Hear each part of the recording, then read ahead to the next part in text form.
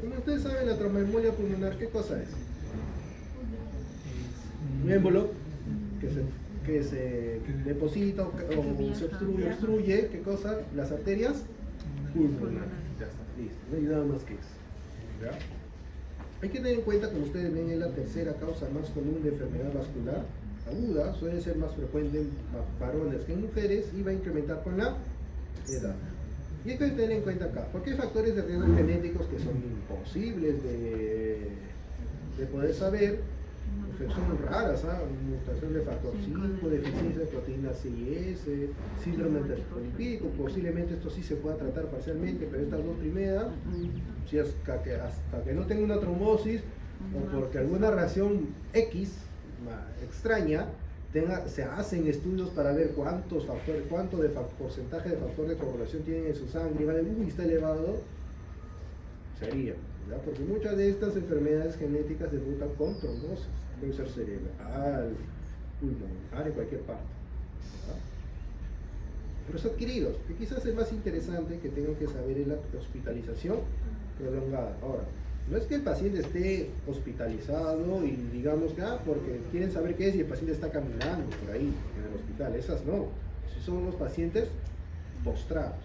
Esos son los que tienen el mayor riesgo de tromboembolia pulmonar, son los pacientes postrados o por alguna razón no se puedan movilizar. O sea, es justamente la falta de movilización como tal, es lo que es uno de los factores de riesgo más interesantes en relación con la tromboembolia pulmonar. El embarazo promueve un estado procoagulante, la obesidad, el uso de anticonceptivos orales, pero hay que tener en cuenta que no es cualquier anticonceptivo, sino cuál. Las chicas, bueno, las chicas también deberían saber, pero las chicas, ustedes a veces usan anticonceptivos. No lo digo a veces, pues, bueno, siempre deberían usarlo. ¿Qué son orales? Hay discusión sobre el funcionamiento ¿Cuál? Por ejemplo, Los combinados son los que aumentan el riesgo de esta enfermedad. Combinados. Los solo de progestágenos no. No, al menos esta enfermedad no tiene riesgo. Justamente por eso muchos de ustedes utilizan ampollas, utilizan el implanón, o utilizan la ampolla mensual, lo toman por pastillitas. Básicamente son progestágenos, no son combinados, por si acaso. Neoplasias y fracturas. Las fracturas, ¿por qué? Ya lo vamos a ver un poco más adelante. Ahora, como les he dicho, básicamente esto va a ocasionar, cuando dice trombo, nos referimos que se va a formar un trombo. Pero este trombo que se forma no va a ser directamente en las arterias pulmonares, sino en otra parte del cuerpo. Y estos se van a desprender y esto va a formar lo que se conoce como un émbolo. Entonces aquí hay que diferenciar dos cosas. ¿Qué es un trombo? ¿Qué es un émbolo? ¿Qué es un trombo? Es un coágulo que ocurría la luz de un vaso. el lumen de vaso. ¿Y el émbolo? El émbolo está Es algo que obstruye que proviene de otra zona. Eso es un émbolo. Más o menos para que tengan una idea de imaginación de émbolo, es como la jeringa. ¿Viste las jeringas? Esa cosita negrita se conoce como émbolo. Y ustedes pueden moverla, ¿sí o no? Ya. Entonces tengan en cuenta ese detalle. ¿Ya? El émbolo siempre va a venir de otro sitio, de otro lugar. Mientras que el trombo se produce en el sitio. ¿Por qué se llama tromboembolismo? Porque es un trombo que se desprende y se deposita en el pulmón, que funciona acá como un émbolo. Por eso se llama tromboembolismo. ¿Cuál es el lugar más frecuente donde pueden provenir estos émbolos, estos trombos, disculpen? En las extremidades inferiores. Es por eso que la postración o el estar inmovilizado por mucho tiempo favorece esta enfermedad, porque las extremidades inferiores son las más propensas a producirse los trombos, como vemos acá. Y justamente, ¿qué nivel? Justamente donde se encuentran las válvulas venosas. ¿Ya? Y director, ¿por qué no en las extremidades superiores? ¿Y por qué sí en las inferiores? Porque para que haya el retorno venoso la distancia es mayor.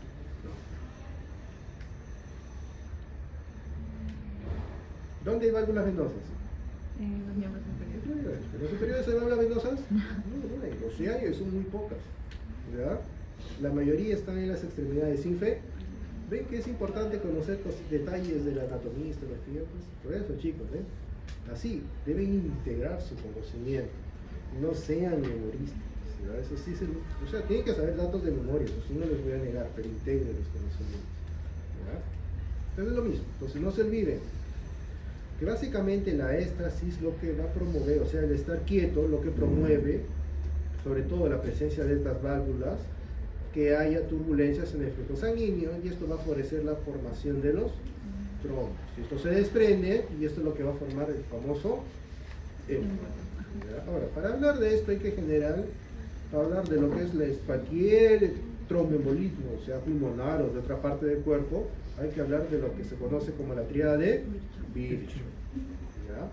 La tríada de Virchow consiste en tres cosas: un estado hipercoagulable, lesiones en la pared vascular y la éstasis circulatoria. O sea, pues no es así, pero recuerden que en general coagulación puede ser tanto en arterias como en venas. ¿Ya? No seriamente piensen que solo es en venas. Ya les he dicho el tromboembolismo como en una enfermedad en general, no pulmonar. No pulmonar. Pues acá les estoy dejando cada una de las lesiones que puede estar en relación con estas enfermedades. Pero les voy a explicar. Nuevamente, recalcando. Éstasis circulatoria. Si la sangre no fluye, obviamente esta va a tender a coagularse. Lesión en la pared vascular. Es como cualquier herida. Se hacen una herida, ¿qué pasa? ¿Sigue sangrando? No, ¿sí o no? ¿Qué estimula? La coagulación a través de la vía intrínseca o la vía alternativa. Intrínseca o alternativa. ¿Qué dice? Estadísticas, ¿quién da más, quién da menos? No, uno, dos, no, ninguna, no sé. No que ya no se usa. ¿Cómo que ya no se usa? Porque ahora es una fusionada. No hay fusionada. Es de la vía extrínseca e intrínseca fue en laboratorio. ¿Cuál es el laboratorio? Intrínseca. La extrínseca es por factor tisular, que es usualmente mediada, es lo que generalmente sucede en el cuerpo, por si acaso. ¿Ya? La coagulación mediada por factor tisular es lo normal en el cuerpo. La otra, eso que tiene como 5.000 reactivos, que de esas tienen que memorizarse, eso solo se observa en laboratorio. ¿Y cuál es el objetivo de la cascada de coagulación? ¿Qué proteína se produce al final de la cascada de coagulación? Fibrina, no trombina, fibrina. Fibrina. ¿Por qué hace la trombina? ¿Ah? El fibrinógeno en fibrina, ¿ya? Por si acaso, ¿qué hace la trombina?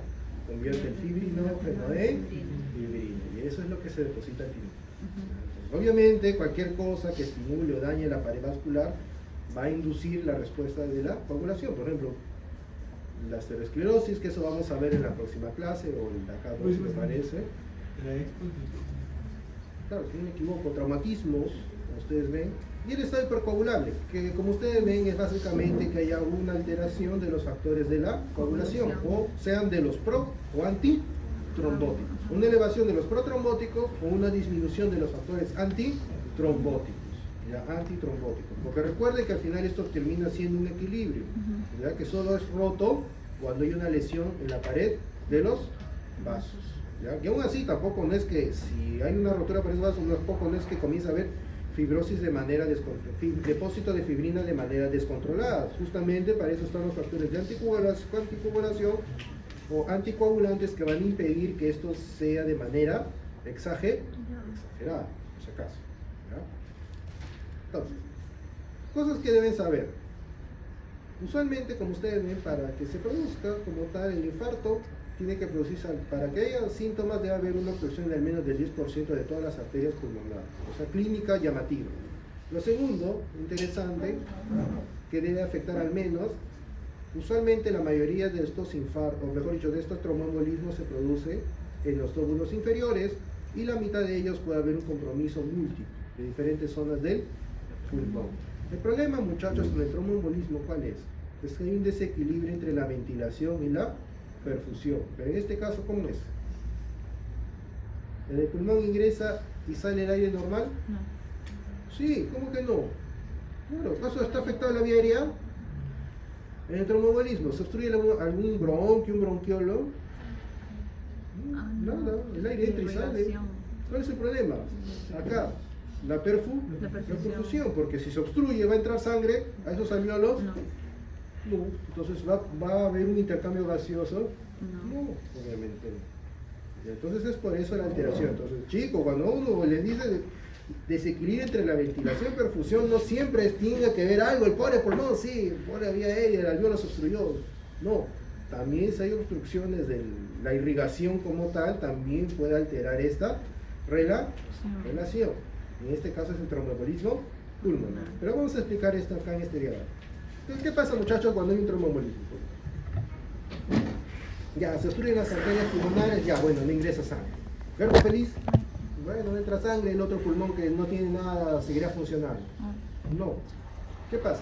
¿La sangre puede seguir avanzando por estas zonas? No, sí o no. Entonces, ¿qué va a pasar? Como una parte del sistema sanguíneo que está en los pulmones no puede ingresar al pulmón de manera normal, va a ingresar al otro lado del pulmón. ¿Sí o no? ¿Aquí está claro?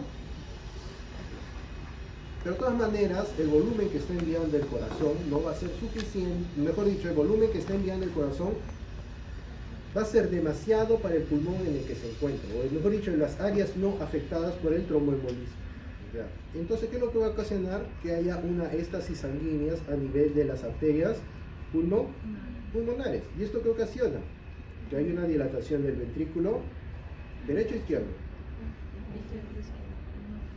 Anda, tú tienes transfusión del vaso. Derecho.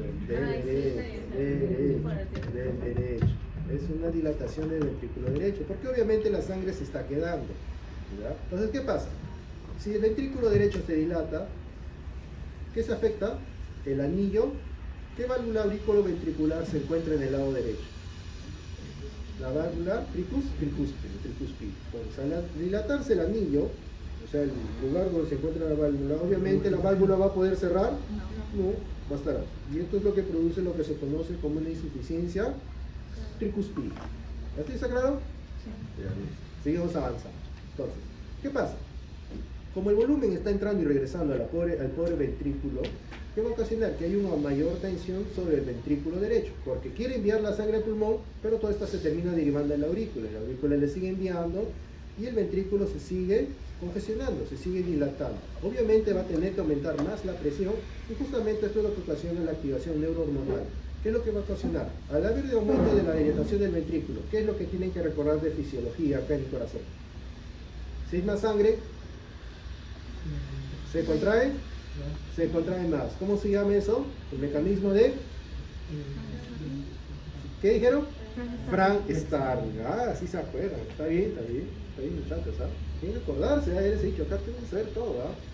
Entonces, ¿qué ocasiona? Que hay una mayor contracción. Obviamente va a haber una activación neurohormonal que va a ocasionar que hay una mayor fuerza de la contracción y además una mayor frecuencia cardíaca. Pero ¿cuál es el problema del ventrículo derecho? Ellos manejan presión, el pobrecito no maneja presión.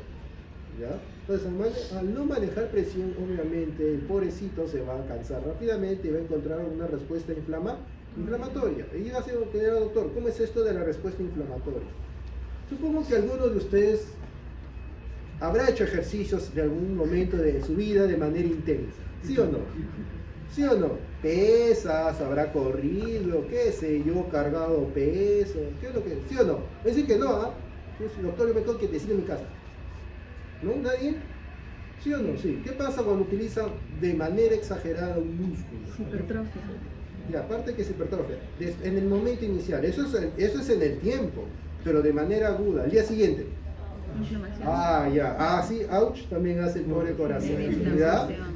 Ya, sí, le duele, ya. Es una respuesta inflamatoria. Entonces, esta respuesta inflamatoria, ¿qué ocasiona? Que hay una mayor demanda de oxígeno por parte del ventrículo derecho. ¿Se produciría el ácido láctico? Claro, acá no es tanto ácido láctico, porque no es que vaya a producir dolor cardíaco como tal. Porque en realidad todo eso es agudo. Esto, todo lo que estoy hablando, todo sucede en horas. Esto no sucede en semanas, ni en meses. Esto, lo que estoy hablando, sucede en horas. Incluso en una hora un paciente, si no tratan, si Si la obstrucción es severa, se muere.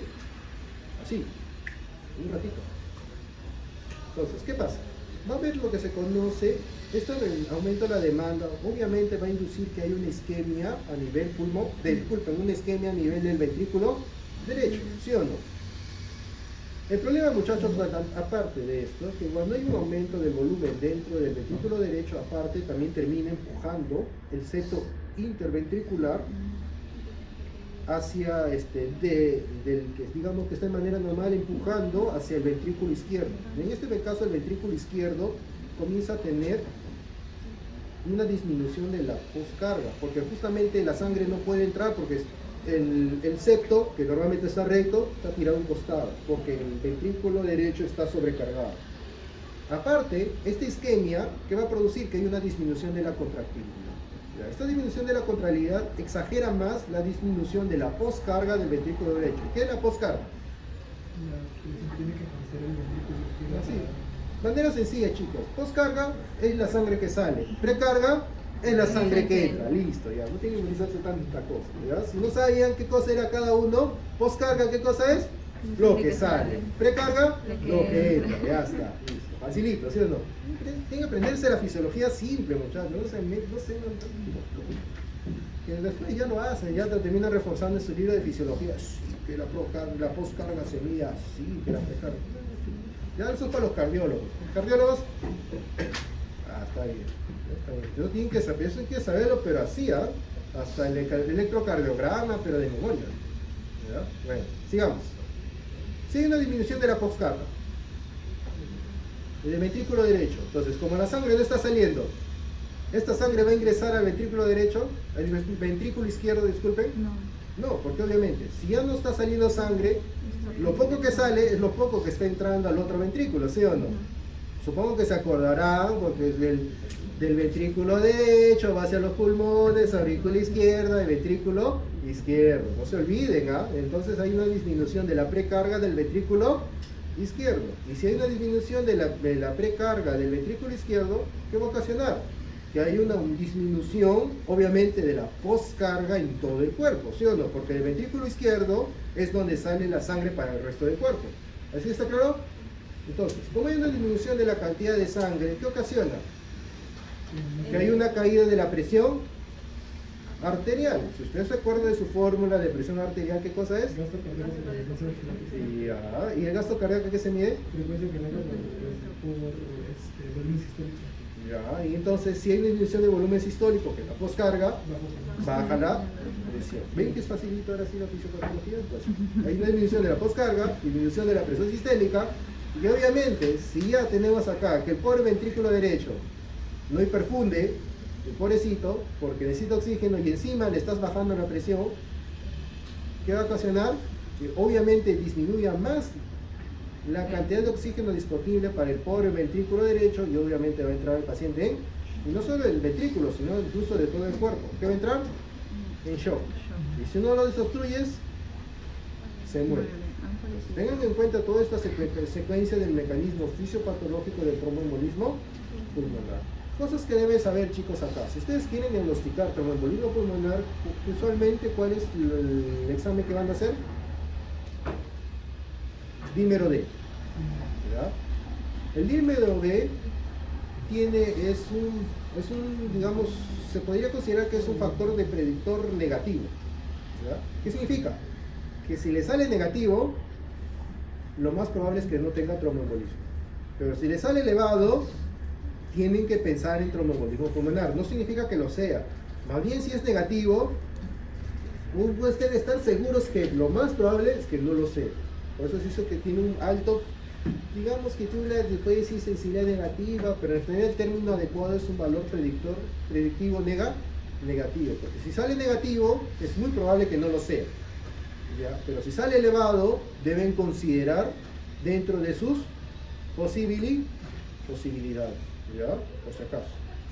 Entonces, ¿qué es lo que vamos a observar histológicamente? Un coágulo dentro de las arterias pulmonares. En este caso, el coágulo va a adoptar la forma de la arteria en donde está, que obstruye. Entonces, vemos acá un corte longitudinal del pulmón, vemos acá cómo esta obstrucción se ve, miren, todas las varias ramas de las arterias pulmonares. Miren acá mayor aumento. Y a veces puede haber hemorragia pulmonar. ¿Y por qué? Si no hay sangre, ¿por qué habría hemorragia? A ver asociación con la anatomía. ¿No? Muchachos, yo les hago preguntas lógicas fritos, ¿sabes? Ni siquiera son preguntas con truco, nada. Y ya le hablado de la clase pasada, ¿verdad? Solo por la arteria pulmonar entra la sangre al pulmón. ¿Por dónde más entra sangre? Ya pues, por la arteria bronquial. Puede haber rotura de vasos bronquiales y esta es la sangre que está saliendo. Un producto de las arterias bronquiales. La hemorragia por las arterias bronquiales. Tiene que ver con la arteria pulmonar. Por si acaso. Hay que pensar, muchachos. No sean tan cerradas. ¿No es cierto? ¿Ya? Entonces, la siguiente pregunta que viene es, doctor, ¿yo cómo sé que este coágulo se formó en vida? ¿Ya? ¿Y por qué les digo esto? Yo sé que muchos de ustedes de repente no ha visto una necropsia. ¿Han visto alguna vez una necropsia? ¿No han entrado al morgue, nada? Ya, bueno. Otro ejemplo más común. Yo sé que va a sonar raro, pero de repente ustedes han visto matar a algún animal, ¿ya? Sobre todo cuando lo desangran. ¿Qué pasa con la sangre? Se coagula, ¿sí o no? Lo mismo pasa en las necropsias, ¿no? Una persona cuando fallece, la sangre que está dentro del cuerpo se coagula, ¿sí o no? Entonces, ¿yo cómo puedo decir que este coágulo se formó después que murió y no fue la causa de la muerte? O sea, por la presencia de estas zonas líneas blanquecinas que se conoce como las líneas de Zank. Las líneas de Zank justamente lo que nos indican es la vitalidad del coágulo. O sea, ¿qué significa? Que el coágulo se formó en vida, nada más. ¿Ya? A diferencia de que esto es más probable que se haya formado post-mortem. ¿Ya? Para eso nos sirve la línea de Zank, para nada más. Ahora, es el tromboembolismo, como ustedes les he mostrado, son tromboembolismos agudos, severos, ¿ya? Pero ¿qué pasa, muchachos, acá? Puede producirse, por ejemplo, pequeños tromboembolismos, obviamente muchos de ellos no dan síntomas en la persona, y podemos ver eventos digamos, se conoce como organización de los coágulos, ¿ya? Que en este caso, como ustedes ven, líneas de Zank, y puede haber incluso presencia de fibroblastos, que están comenzando en este caso a cerrar ese émbolo, que entre comillas lo va a transformar en un trombo. Zonas más crónicas, miren acá. Lo que estoy dibujando acá en línea es lo que debería ser la luz del vaso. ¿Qué pasa? Está cerrado, ¿sí o no? Parcialmente. Ustedes ven acá como cositas, hilitos, pequeñas aberturas. Esto se conoce como eventos de recanalización. Ya. Si es un tromboembolismo crónico, eso es nuevamente crónico, ¿ya? O sea que se ha obstruido una arteria muy pequeña, no una de gran calibre. Entonces, ¿qué pasa? Se va a cerrar completamente, obviamente, pero en el tiempo va a comenzar el cuerpo poco a poco a tratar de restablecer ese camino que fue cerrado, y esto se conoce como recanalización. Acá en el otro lado tenemos un área donde hay necrosis pulmonar. Estas son las que están. Vemos acá, miren, incluso puede ser tan antiguo que puede haber depósito de calcio en estas zonas. Y acá hay recanalización, como tenemos acá. A ver, ¿qué es esto?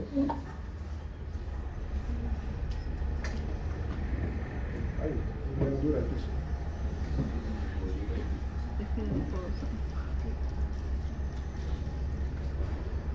Esta es una arteria, ya les ayuda. Lo blanquito es adiposo. Ya. ¿Y esto?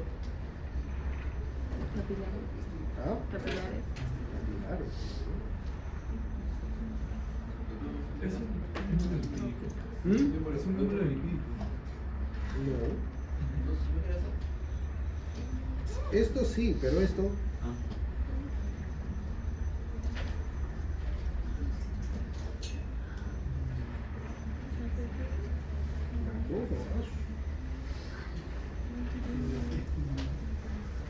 Nada, ¿qué le suena? Cerveza espumosa. ¿Qué parece? Muchachos, eso es médula ósea. Esas células chiquititas que ven acá, estas son células hematopoyéticas. ¿Cómo sabe qué es eso? Bueno, pues esa experiencia mirando médulas cada rato. Tampoco no es que las mire cada rato. Cuando el doctor que se encarga de médula ósea en el hospital se va, parte de la chamba me la deja a mí, entonces yo le miro médula ósea. Esto es médula ósea. Y obviamente dentro de la médula ósea hay grasa.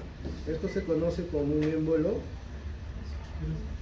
Se podría decir graso, ¿ya? Pero es producto de la ruptura por fracturas. ¿Dónde más hay médula ósea? ¿Dónde hay médula ósea? En los huesos. ¿Dónde más hay médula ósea? Voy a decir, ¿dónde más hay médula ósea? No hay otra parte del cuerpo, así jalados, ¿ah? No sé quién habrá aprendido histología, ¿ah? ¿Dónde hay médula ósea? En el hueso. Entonces, para que llegue la médula ósea a este nivel, ¿qué tendría que pasar? Tendría que salir, ¿sí o no? Pero como ustedes saben, el hueso está encerrado. ¿Cómo podría salir? En una fractura. Obviamente no es una fractura cualquiera. No voy a pensar de repente que alguno de ustedes se haya fracturado y yo, uy doctor, entonces me habrá dado un tromboembolismo. No, tiene que ser fracturas abiertas, tiene que haber ruptura de vasos, porque para que viaje esto, pues tiene que haber realmente exposición de vasos. Ya no estoy minimizando las fracturas, sino estoy diciendo que con que se rompa un hueso no es suficiente para producir un émbolo de médulas óseas, por si acaso. ¿Ya? Hipertensión pulmonar. ¿Qué cosa es eso? Cuando la presión pulmonar es más de 25 milímetros de mercurio, mayor o igual. ¿Ya? Pero como ustedes saben es muy difícil medir la presión pulmonar, porque no es que agarre el pulmón, le ponga un manguito, sin fluflo, 21 más, le digo allí soy presión pulmonar, casi es más difícil. Ya hay que tener en cuenta que acá hay hallazgos radiológicos, más que radiológicos, disculpen, ecográficos, y en el peor de los casos tendrían que hacer ustedes una angiografía para medir lo que se conoce como presión en cuña, para poder más o menos intuir cuánto es la presión pulmonar. ¿Ya? Ahora, la hipertensión pulmonar, como ustedes ven en el sexto simposio mundial de la hipertensión pulmonar, se divide en diferentes tipos. Pero vamos a hablar nosotros sobre todo de la idiopática, es decir, de la que no sabemos, ¿verdad? De la que no sabemos. Porque las otras, como no hay causa, hay tratamiento. ¿Ya? Ahora, la idiopática, como vemos acá, que es el mayor grupo que tiene la grupa, pero también puede ser por enfermedades del ventrículo izquierdo, como vemos acá, por enfermedades pulmonares. Las enfermedades pulmonares pueden producir hipertensión pulmonar. O sea, hipertensión en las arterias pulmonares, las enfermedades pulmonares. ¿Sí o no? ¿Sí? ¿No? ¿No? ¿Sí? Ayer, la semana pasada, he predicado en el desierto y arado en el mar con ustedes. No he hecho nada. Así, muchachos. ¿No se acuerdan de las enfermedades pulmonares obstructivas? Sobre todo la bronquitis. ¿Qué produce? Por pulmonae. Sí, ay muchachos, tengo que dejar así. Entonces, el cor pulmonae es parte del mecanismo fisiopatológico que es la hipertensión pulmonar. Ahí está. Muchachos, me están haciendo quedar a mí mismo. Mejor me grabo con un cassette y me duermo ahí y no sé nada, ¿no? Si no, agarro la diapositiva del otro, esas viejitas, esas feas que están ahí y no enseño nada, no es normal. Profesor, es que yo pienso que la mayoría está tenso por la exposición. Tenso. En cambio, primero sería la exposición y luego la teoría, todos estaríamos más relajados. No sé si ustedes creen que la exposición primero, no es normal, feliz todavía. ¿No? ¿Ves? Nadie quiere nada, ¿ves? Mejor no digas nada. No dijo nada. Listo. Puede haber obstrucciones de las arterias pulmonares. ¿Se acuerdan de lo que hemos hablado del tromboembolismo? Pero recuerden que acá es el crónico, no el agudo, porque con el agudo el paciente, si no lo salvan, se muere. No le da tiempo a producir hipertensión pulmonar per se, ¿ya? O otras causas raras. Pero como les dije, vamos a hablar sobre todo del idiopático. Ahora, ¿cómo se produce esto? Como ya hemos mencionado hasta ahora, hay muchas cosas de la fisiopatología que tenemos. Hay una injuria dentro del endotelio vascular, una de las tantas lesiones que puede haber en el pulmón. Como ustedes saben, lo normal es que hay un daño epitelial, haya disfunción del epitelio, puede haber extravasación algo, y después se va a curar. ¿Pero qué va a pasar? Va a agregarse algo más que se conoce como la susceptibilidad genética. Sobre todo la más interesante son las mutaciones en este gen, BMPR2. ¿Qué ocasiona? Que cuando haya el daño y la disfunción a nivel del endotelio, esto induzca una hiperplasia de la capa muscular de los vasos sanguíneos. En el momento que hay una disfunción, ¿qué va a ocasionar este gen? Que haya una hiperplasia de la capa muscular de los vasos sanguíneos. ¿Y qué tipo de músculo hay en los vasos sanguíneos? ¿Liso o estriado? Liso. Liso. Como vemos acá, puede haber una hiperplasia de la capa muscular sin disminución o una disminución leve del lumen del vaso. Puede haber una disminución llamativa del lumen del vaso. Puede haber estos arreglos perciformes o directamente al final obstruirse completamente. Este fenómeno de hiperplasia de la capa muscular es lo que ocasiona la hipertensión pulmonar. No se olvide. Al final más o menos esto se puede graduar, ¿verdad? Porque histológicamente esto es lo que está en sus roles, ¿verdad? Entonces no se olvide. Los desencadenantes ambientales es lo que yo ya les mencioné, que es el daño que siempre va a haber sobre la pared de los capilares en el pulmón o los vasos sanguíneos en el pulmón. No, pero para que haya esto tiene que haber modificadores genéticos, como le mencioné. El gen más interesante es el gen BPMR2, que se ubica, ¿cómo es esto? A ver, cromosoma 2, brazo largo, 3, locus o posición 33. ¿Verdad? Así se lea. Estamos ahí algunos más o menos que están jalando su genética. Tienen que saber, el médico tiene que saber todo, muchachos. Y van a ver esto, 2Q33. Y le miren, y viene el paciente, doctor, ¿qué significa esto? Y ustedes, ahí sacando del celular al toque al momento. No está mal, por cierto, pero sí hay cositas que deberían saber ya por base. Histológicamente esto se divide en 6 grupos. Disculpen acá, chicos, un error. Aquí 6. Ya 6. Son 6 gramos. Para que se acuerden visualmente, los dos primeros pueden revertir con el tratamiento. El naranjita revierte parcialmente con el tratamiento y como ustedes ven, del 4 al 6, el tratamiento ya no es efectivo. ¿Y cuál es el tratamiento?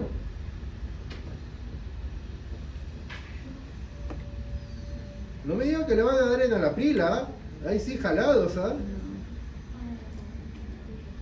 porque acá tú tienes hipertensión arterial, estamos hablando de hipertensión pulmonar, es decir, enalapril, Aradós, sí, jalados, ¿Qué le damos? Bueno, no sé si habrá cambiado. Puede ser parte del tratamiento de los diuréticos, pero no es de entrada. Sé que para él sí. ¿Le quitas carga?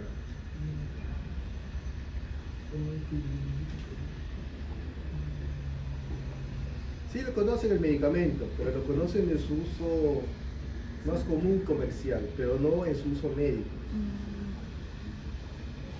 Sí lo conocen, sí lo han escuchado. Hasta te les digo el nombre, la marca, y se van a reír. Sí lo conoce, Viagra. ¿Sildenafilo? Claro, el sildenafilo. Para eso se utiliza realmente. El uso del sildenafilo y la utilización y el descubrimiento fue para la hipertensión pulmonar, que después, como reacción adversa, se observó que ocasionaba erección en el varón y recién después se comenzó a modular la dosis para encontrar la dosis justa para que solo pueda mantener la erección en el varón y se llamó allí Viagra. Eso es otra historia. Pero el nombre del medicamento, el original, y fue creado para fue el Sildenafil. ¿Sí lo ves? Sorpresa, muchachos, ustedes conocen los medicamentos y no saben ni para qué se usan. Muchachos, aunque sea lean esa, que es el Viagra, ¿a qué sí? ¿Ya? Ahora ya saben, es uno más ahí para su vida. Ahora, estos son los hallazgos histológicos. Más o menos vamos a hablar de acá rápidamente. Y acá no me voy a detener tanto en los hallazgos histológicos que tengan que observar, porque las coloraciones, al menos sepan que estas dos primeras son HIE. Esta se conoce como la tricrómica de Masson. Ya, Masson se escribe así, Masson. ¿Ya? No es Mason, por si acaso, es Masson, porque es un apellido francés. Ya no se dice Ya, el descubridor o el creador de la tricrómica de Masson justamente es un canadiense francés. Su apellido es Masson. ¿Cómo le diga? Por eso les pregunto, ¿también pronuncia su apellido, su nombre? ¿O les gusta que les digan mal su nombre? No. No, pues también de él, pues él es Masson, su apellido es Masson. Rico. No digan mal. Mason, no sé dónde sacarán Mason, quién será Mason. Masson, por si acaso, tricrómica de Masson, porque en inglés se utiliza bastante el término Mason. Siempre escucho en las conferencias en inglés dicen Mason, es Masson el término, ¿no? Esto es inmunistoquímica para actina. Esta que está acá, esto es fibras elásticas, pero acá estoy utilizando este es un Verhoff con fondo del verde luz, pero esto es un Verhoff Van Gieson. ¿Y usted, doctor, cómo sabe que es Van Gieson? ¿Ven esta zona amarilla? Esa es la zona del Van Gieson. ¿Ya? Van Gieson. Este es Verhoff Van Gieson, que sirve para ver fibras elásticas. Y usted, doctor, pero ¿cómo sabe o para qué sirven las fibras elásticas? Si se acuerdan de histología, ¿se acuerdan que los vasos sanguíneos tienen una elástica externa y una elástica interna? ¿Cómo saben que hay una elástica externa o interna? Buscando las fibras elásticas. Y esa tensión que busca fibras elásticas se llama Verhoff a secas. Pero como el Verhoff se ve muy morado y a veces casi negro, por eso es que a veces se utiliza el contraste del Van Gieson, que es una tensión amarillenta, que es la que está acá. ¿Ya? Esto se llama Verhoff Van Gieson. ¿Ya? Esta que está acá, estas son con fondo verde. ¿Ya? Pero si ustedes se dan cuenta, miren que hay una hiperplasia, incluso acá vemos fibrosis de la pared de los vasos. ¿Ya? Y miren, aquí está la elástica interna y miren cómo dentro incluso del vaso hay proliferación. ¿Ven? Y hay obstrucción del lumen de los vasos. Esto ya son situaciones más avanzadas. Miren acá. Los vasos sanguíneos lo normal es que solo haya una luz. Acá ven que hay como múltiples luces. Esto es lo que se conoce como formación plexiforme, como si fuera un plexo, o sea, una red. ¿Ya? Un plexo deben tener una mente como una red. En este caso severo, miren acá. Hay como un chinchoncito del vaso. Eso se conoce como un aneurisma. Ya que también son situaciones extremas. Una vez que encuentra esto, ya fue. Esto es necrosis fibrinoide o una vasculitis. Cuando un patólogo escucha un vasculitis, un término a secas, dicho por un patólogo, simplemente es un hallazgo histológico. No mezclen el término vasculitis, la descripción de vasculitis en la descripción del patólogo con la enfermedad o con las enfermedades llamadas vasculitis, que es otra cosa. ¿Ya? Por si acaso, la vasculitis en descripción en una descripción histológica no es la misma que una vasculitis como enfermedad. ¿Ya? Por si acaso, no mezclen, no piensen, vasculitis, sí, seguro debe tener una parálisis microscópica. Eso tiene que evaluarse dentro de un contexto clínico adecuado. ¿Ya? Por ejemplo, si hablan de presencia de vasculitis y obviamente le dice pues que hay elevación de ancas y eso, ya sí, pues puede, sí, es una vasculitis X, ¿no? Pero si no le dice nada, pues tiene que ser interpretado de una manera adecuada, por si acaso. Ahora sí vamos a pasar de las neumonías y ya vamos a hablar de la neumonía aguda. Como ustedes saben, la neumonía aguda, la máxima de ellas van a ser producidas por bacterias. ¿Ya? Por bacterias. Entonces, ¿y qué causa la neumonía aguda? Una inflamación aguda del parénquima pulmonar. ¿Cuál es la característica clínica? Fiebre, esputo, leucocitosis, linfosis. Pero lo primero que hay que recordar que estas características son las clásicas. Porque puede haber, doctor, puede haber neumonías que no tengan estos síntomas. Sí, y eso se conoce como neumonías atípicas. ¿Ya? Eso es lo primero que tienen que tener en cuenta. Estas son las características clásicas. Pero puede haber neumonías sin estos síntomas, por si acaso. ¿Ya? Y obviamente la causa más común de neumonía aguda va a ser la infecciosa. Y la cabeza, ¿cuál va a ser? Las bacterias. Las bacterias a la cabeza. ¿Ya? Ahora, se puede diferenciar en dos grandes grupos. El grupo que tenemos a este lado, que se conoce como las bronconeumonías.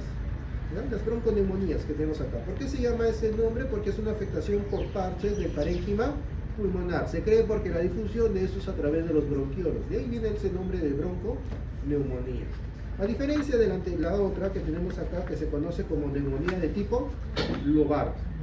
¿Ya? ¿Qué es lo que ustedes notan acá directamente que se afecta?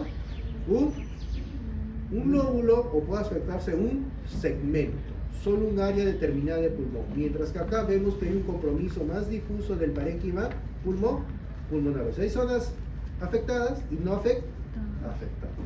¿Ya? Ahora, esto también se puede dividir de otras maneras, como dependiendo dónde se enfermó la persona, y el lugar más común es la común y la más conocida cariñosamente como las famosas NAC. Ya no se olviden. Y después tenemos las neumonías nosocomiales. Esta última, que es asociada a la atención sanitaria, ya se ha retirado. Lo estoy poniendo acá porque van a ver en unos libros que existe este término, ¿ya? Pero les tengo que decir afortunadamente que ya lo han retirado, ¿ya? Pero les estoy dejando ahí para que sepan que ya no existe, ¿ya? Solo que existen estas dos, las intrahospitalarias y asociadas al ventilador. Bueno, y como ustedes saben, ya sabrán cuál es la neumonía, la definición de neumonía intrahospitalaria. Una neumonía en personas que, una neumonía aguda, obviamente, o bacteriana, que se produce en pacientes hospitalizados, digamos, mayor a 48 8 horas y 72 horas después de ser el alta, exacto. Ya, eso es lo que tienen que saber. Y lo único que hacen es agarrar hospitalización y le ponen ventilador y tiene la definición de asociadas al ventilador. Y no tienen que memorizar doble. Lo único que es más de 48 y más de 72 al momento de la salida. Obviamente del ventilador que le sacan al ventilador, por si acaso. Ya no decir, porque nadie que le saca el ventilador, ahí nomás le dan de alta. Nadie hace eso, no sé, nunca he visto eso, siempre de ahí pasa observación, por si acaso. ¿Ya? Entonces es eso. ¿Ya? Facilito aprenderse el ventilador, no tiene que memorizarse doble, ya saben. Ahora, ¿es importante saber esto? Sí, porque básicamente está en relación con los gérmenes que pudiera producir la neumonía. Como ustedes saben, la NAC usualmente está en relación en general, las neumonías. ¿Cuál es el germen más común? Agudas, obviamente. El Streptococcus pneumoniae, más conocido como neumococo. ¿Ya? Entonces no se olviden. Pero si uno habla de las intrahospitalarias, acá los gérmenes son diferentes. ¿Ya? Incluso tienen que relación con el tratamiento. Si ustedes se van a hacer lo más probable es que un paciente que tenga neumonía le den amoxicilina con ácido clavulante. Y acá en Lima, ¿qué le daría? De repente le tengan que agregar algún macróleo, ¿ya? Probablemente, o solo macróleos. Pero obviamente yo estoy hablando de tratamiento ambulatorio, pero ustedes saben y tienen que recordar que para definir si el tratamiento es ambulatorio u hospitalario tienen que hacer una evaluación al paciente. Y esta escala se conoce como el famoso PUR 65. Ya cuando llegan a su curso de clínica le van a explicar cómo se hace esta tablita, ¿ya? Que dependiendo del puntaje, ambulatorio, hospitalario. Eso es lo que tienen que evaluar. Básicamente lo único que van a hacer. Neumonía, curso 65. Puntaje, listo, afuera. Te quedas. Eso es lo que tienen. ¿Ya? Y obviamente las nosocomiales ya no van a neumonía, sí, pues que hay amoxicilina con ácido clavulante, que el paciente está como 3, 5 días hospitalizado y ya están con el 6º día de amoxicilina y el paciente ya está entrando al ventilador por encima. No, chicos, acá empiezan, ya son agresivos, acá ya comienzan a dar pues pipetazo. ¿Saben qué es eso? ¿Saben qué es el pipetazo? Piperacilina con tazobactam. Siempre les encanta contraer cosas a los médicos, pipetazos, golpe al paciente, ¿ya? O si son agresivos ya pues y ustedes le dan pues no sé, ya sea el meropenem, dale meropenem, ya se consiguen la receta del infectólogo, que le dan meropenem, ya es cosa de ustedes, ¿no? Obviamente tienen que saber qué germen están tratando, ¿ya? Ahora, la etiología. Ya les mencioné, la clínica van a ser de las típicas. Si no tiene esa presentación clínica se llama atípica. Esto hay que incluir, chicos, incluso con el hallazgo de radiología, porque el hallazgo clásico de una neumonía es la famosa hallazgo de una consolidación. Pero si yo veo la placa y lo veo medio borrosa, Sí. Y con la clínica ahí que me extraña, pues si no piensan en las atípicas, se les va a pasar la mano, o sea, se les va a escapar a los pacientes. Sobre todo esto tengan en cuenta con los niños. Los niños les gusta hacer neumonías atípicas. A los adultos sí son las típicas, son fáciles de diagnosticar. El problema son los niños. ¿Pediatras? ¿Tampoco? ¿Nunca hay pediatra acá? ¿No hay? ¿Qué es pediatría? ¿Chuquitría nadie? Neumonías aspirativas, que vamos a ver más adelante, neumonitis química y la neumonía por aspiración bacteriana. Esto que está acá, muchachos, es diferente un poco a la aspirativa. Y acá en este caso puede haber problemas particulares de deglución. En este caso lo que va a ocasionar es que los gérmenes que se encuentren en la boca, ejemplo básico, caries, puedan ingresar al árbol respiratorio, a las vías respiratorias. No es que directamente, digamos como la aspirativa, estuvo borracho, que es el ejemplo clásico, ustedes, sobre todo con ustedes, con el alcoholismo, acaba el curso, la bomba de su vida, y están ahí tirados, ahí uno que otro vomita, y ahí es donde se aspira. ¿Verdad? Esa es la medida aspirativa. Si acaso, tengan cuidado, chicos, tomen, pero con moderación. ¿Verdad? Me han dicho que no tomen, con moderación. Y eso es lo que les mencioné, los factores de riesgo de la edad avanzada, sobre todo más de 65, de ahí viene el famoso CURP 65, ¿ya? No se olviden. Comorbilidades, obviamente si un paciente tiene POC, asma o bronquiectasias, pues no decir, señor, tu auxiliar cerebrovolánico, vete a tu casa. Ahí sí que estudiar para ver por qué se produce la neumonía, por si acaso. ¿Ya? Esto sí ya son indicaciones de hospitalización. Infecciones virales del tracto respiratorio, que hay que tener en cuenta, porque puede haber neumonías virales y estas después se complican con una neumonía bacteriana. Y esto usualmente de repente lo han visto con pacientes con COVID. ¿Ya? Está hospitalizado el pobrecito, está justo, ya está mejorando el ventilador, ya lo iban a sacar el día siguiente, mañana lo sacamos y después otra vez insuficiencia respiratoria. ¿Qué pasó? Se infectó con una bacteria. Ahí tienen que comenzar a dar antibióticos. ¿Ya? Tabaquismo, ya les he dicho por qué, ya no me voy a desgastar en esta parte. Listo, continuamos. La patogenia, como ustedes saben, para que pueda producir la infección, ¿qué tiene que ver? Que obviamente tiene que ver, por ejemplo, abolición o disminución del reflejo tusígeno. ¿Esto qué situaciones puede pasar? Cuando ustedes están en la bomba de su vida. Obviamente, no pueden toser, vomitan y se aspiran todo. Lesión del aparato mucociliar, ¿como cuál? Tabaquismo, fumar. Acumulación de secreciones, ¿como cuál? Asma, bronquitis, incluso las bronquiectasias. O deficiente de acción de los macrófagos alveolares. Estas situaciones pueden ocasionar que haya, ¿qué cosa? Un aumento de riesgo de producirse una neumonía. Entonces, el germen más común de neumonía, ¿cuál es? Estreptococo, de lejos, el más común. Pero si yo le restringo acá una neumonía que es muy contagiosa, incluso puede ser muy agresiva en los niños, Haemophilus influenza. No se olviden que esto está en las vacunas.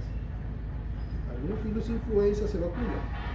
Ya hay vacuna contra hemófilos, por si acaso. Van a decir que no sabía, ya saben, busquen ahí en su CREET, cuando lleguen a su curso de chuquitría, ahí los van a traumar en esas cosas. ¿Ya? Que tienen que aprenderse la lista de vacunas que cada año se va haciendo más extensa. Bien por mí, porque ya lo pasé, mal por ustedes que tienen que aprenderse más. ¿No? Moraxella catarrhalis, más frecuente en ancianos. La que causa más complicaciones, que su complicación más molesta es el absceso, estafilococo.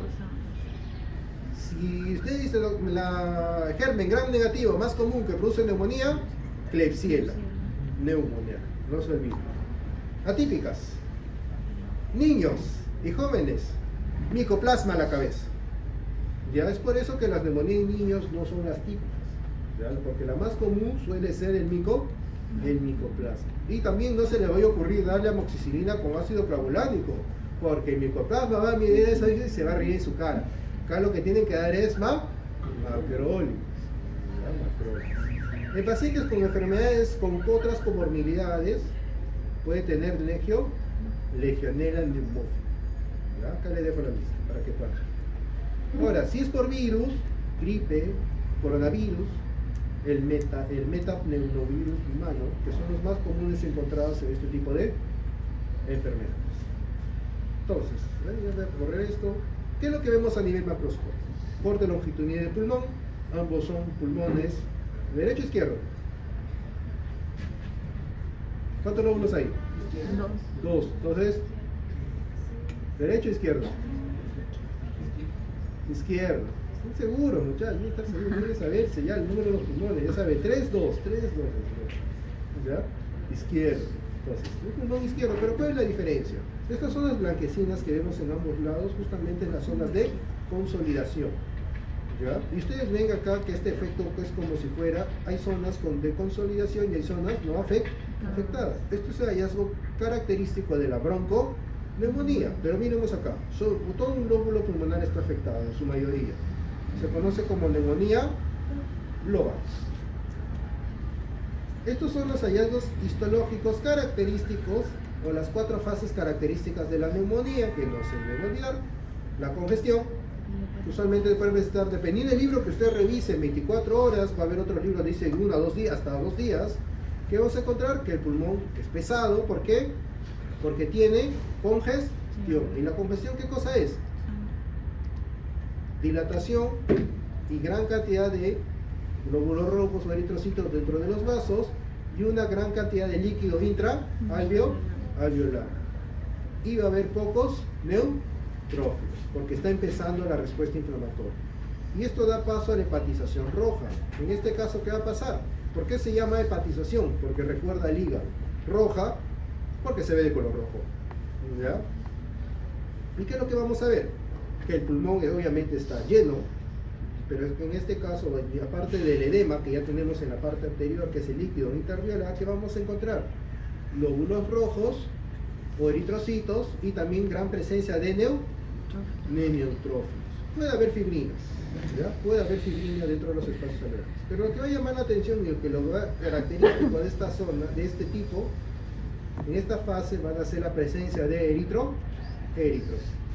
Que cuando progresa, los eritrocitos normalmente están en los alveolos. No. Entonces, ¿qué van a pasar con estos pobres eritrocitos? Se destruye.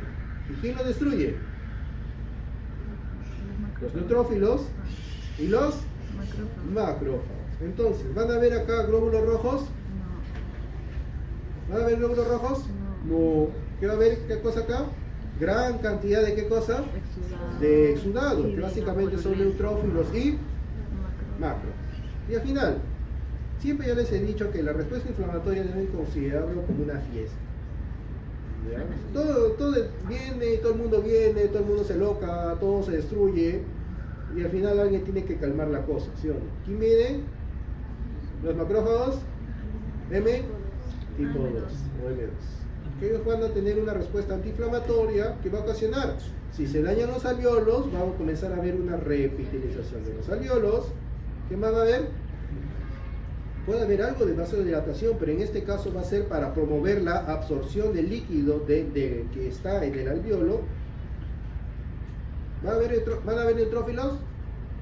No, acá ya no hay neutrófilos porque ya no es necesario, justamente ya todos han sido enviados a casa y él es el que está reparando todo para que vuelva a haber otra fiesta que no debería haber en otro momento. ¿Ya? Entonces no se olvide. Entonces vamos a ver que estos macrófagos van a tener una actividad resortiva. Va a haber un aumento de la absorción del líquido que se encuentra en el alveolo por parte de los neumocitos para que ingresen todo a los vasos sanguíneos, y obviamente también puede haber fibroblastos, en el peor de los casos, como ya les dije, que al final puede terminar en fibrosis. ¿Ya? Y es lo mismo que está acá, miren acá. 1, 2, va a haber una gran cantidad de edema, pueden haber células inflamatorias, incluso glóbulos rojos, pero un escaso número. Pero como estas células siguen llegando, obviamente van a llenar todo el alveolo, ¿sí o no? Entonces, y esto es lo que se conoce como la famosa hepatización roja. Pero como los glóbulos rojos no pueden estar siempre dentro de la luz, ¿qué va a ocasionar? Estos se van a destruir. Entonces ya va a perder ese color rojizo que tiene el pulmón y va a formar ese color grisáceo. Y ahí viene el nombre de hepatización gris. Y como se tiene que producir una respuesta antiinflamatoria, ¿qué es lo que vemos al final? Se quedan macrófagos. No se olviden. Lo mismo, para recordar, acá les dejo una esquemita para que puedan leer con más paciencia. Entonces, ¿qué es esto? ¿Hígado? No, es pulmón. ¿Ven? Que así se ve la hepatización roja, parece hígado. Me decía, doctor, no, nunca he visto un hígado en su vida. No creo, ni siquiera nunca han comido un hígado de res O nunca he visto un hígado de pollo, sería el colmo, ¿ah? Ya, nunca han pisado la cocina. Mejor dicho, ni siquiera han comido. ¿Ya? Muchachos, porque se le pregunto, bueno, no conozco. Muchachos, ¿ustedes dónde viven? ¿Qué hacen en su casa? ¿Ustedes comen así? Comen a ciegas, ni prueban, nada. Fotosíntesis. ¿Ya? Tampoco les he dicho que cocinen. Si quieren, cocinan. Esta es la clásica de hepatización gris que ya les mostré. ¿Ya? Entonces, eso es la diferencia que ustedes ven entre hepatización gris, que está de este lado, y hepatización roja. ¿Ya? Pero recuerden, muchachos, que estos casos pueden ser diferencias macroscópicas llamativas. Pero hay que tener en cuenta que esto es nuevamente es algo dinámico. No significa que si hay neumonía, todo el pulmón se vuelve rojo, de todo se hace gris, de ahí todo se cura. No es así. Sino, como ustedes ven, hay zonas que a medida que va avanzando, va a ser digamos, un avance en parche para ver alvéolos afectados, y obviamente son los primeros que van a pasar por las 4 fases. A diferencia del alvéolo que se enfermó al último y es el último en curarse. Entonces siempre eso es algo dinámico, porque si ustedes ven una lámina pueden encontrar las 4 fases tranquilamente. Puede haber alvéolos con congestión, hay otros que tienen con un montón de eritrocitos dentro, otros pueden ver llenos de neutrófilos y otros que no ven que no hay macrófagos nada más dentro de ellos, porque siempre van a poder encontrar la chance de encontrar las 4 fases, por si acaso. ¿Ya? Entonces, ¿qué fase sería esa? ¿Sí? ¿Rápida? ¿Quién dijo rápida? ¿Cuál de las 4 fases cuál sería? Una figurita, creo que ustedes para ver si se sabe. Hepatización. Hepatización roja, gris, Roja podría ser. congestión, muchachos. ¿Qué es lo que llama la atención acá? El edema. ¿Cuál neutrófilos? El edema. Que hay células, sí hay células, pero ¿qué es lo que llama la atención? El edema. Entonces, ¿qué cosa es? La congestión, muchachos. Ahora, ¿qué es lo que vemos acá? Esta es una descripción inexacta en general de neumonía. ¿Qué es lo que vemos? Alvéolos dilatados, miren, incluso hay membranas, ¿ah? Ya les he dicho, ahí puede haber endoneumonía, membranas hialinas, puede haber, ¿ah? No se asusten, oh, una membrana hialina, no, puede haber, ¿ah? Por si acaso. Hay edema, como vemos acá. ¿Eh? ¿Qué sería esto? Hepatización roja. Exacto.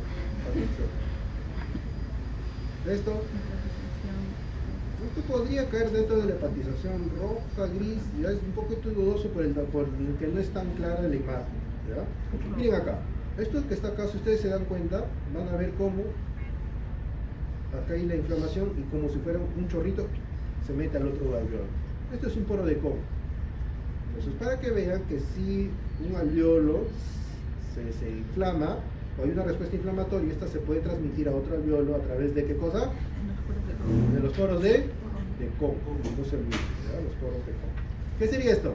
Facilita. Hepatización gris. Puros núcleos, todos azul. Hepatización gris. Así se ve, lleno de neutrófilos. Todos los alvéolos están llenos de neutrófilos. ¿Ya? Entonces no se olviden, la hepatización gris, lo característico que van a ver en los alvéolos, está lleno de neutrófilos. Miren acá, ¿ven? Incluso puede haber membranas hialinas. No se asusten si es que llegan a verlas. ¿Ya? ¿Qué es esto?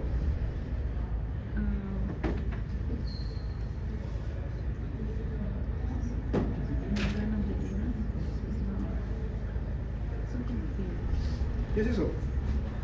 Debemos hablar qué hace pasada. Muchachos, yo les sé histología, me mata enseñando a ustedes todo su vida. También sean mis maestros en patología, estoy predicando en el desierto y arando en el mar.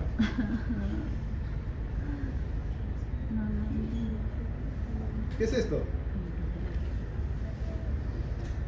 Cáncer. Un vaso. Un vaso, ¡hala! Mira, o sea que este vaso debe tener, pero hiperplasia papilar, endotelial. Semejante epitelio que tiene. Que por si acaso el diagnóstico, como les he dicho, existe, ¿ah? No les estoy inventando, existe hiperplasia papilar endotelial, por si acaso, ¿ah? Ya que son tantos diagnósticos marcianos que puede haber en partes blandas, alrededor de un vaso, ¿ah? No, chicos, este es un bronquiolo, este es epitelio respiratorio, pero ¿qué se dan cuenta que hay acá? que hay infiltrado inflamatorio dentro del bronquiolo. Esto es bronquiolitis, por ejemplo, a nivel histológico. Entonces, hepatización roja, ¿qué es lo que llama la atención? Una gran cantidad de eritrocitos. Y la hepatización gris, ¿qué es lo que llama la atención? Sobre todo la gran presencia de neutrófilos. Pero no se olviden que en ambos hay neutrófilos. La única diferencia entre ambos, en donde no hay eritrocitos, en la gris. Ya, no se olviden. Pero desde el inicio sí hay células, solo que en la congestión, ¿qué llama la atención? La congestión. En la hepatización roja, ¿qué observamos? Eritrocitos y neutrófilos. En la gris, solo neutrófilos, si pueden decir, o la mayoría son neutrófilos. Y en la resolución, macrófagos y neutrófilos. Entonces miren acá, ven, eso es lo que les menciono, que esto es un evento dinámico. Esto puede ser tranquilamente caer dentro de la hepatización gris, y esto es lo que ya se ven fases de resolución. Miren acá, hay edema interceptal, y está bien, pero ven que hay algo dentro del lumen de los alvéolos. No. Neumonía por aspiración representa hasta el 15% de todas las neumonías de la comunidad. Ahí hay que tener en cuenta mucho que hay que tener el relato de la historia clínica, porque si es un paciente ambulatorio, o sea, como ustedes, ¿dónde se va a afectar? Lóbulos inferiores y sobre todo el lado derecho. ¿Por qué? ¿Ah? Por la posición anatómica del bronquio. Ya saben que el bronquio derecho suele ser más vertical. ¿Ah? Más ancho, pero la relación es que es más vertical. Si tuvieran que escoger, si ustedes ponen el agua, ¿quién cae más rápido? ¿Por dónde se iría? Pero es más vertical, ¿ya? Pero es más directo. Es por eso. Y en el caso de los postrados, ¿sería el mismo pulmón? ¿El mismo lado? No. Usualmente son lóbulos superiores o segmentos posteriores. Va a depender mucho de la posición del paciente. ¿Ya? No son las mismas áreas afectadas en los pacientes postrados con un paciente ambulatorio, por si acaso. ¿Y por qué, doctor? Justamente por la posición, porque si está echado y se aspira, ¿no? Por gravedad, ¿cómo discurriría? Para abajo. ¿Ves? Por eso afecta solamente segmentos posteriores. Entonces tengan en cuenta, entonces así que son detalles así finos que pueden tener, no postrado. ¿Ya? Y además también lo van a notar ustedes en sus imágenes, por si acaso.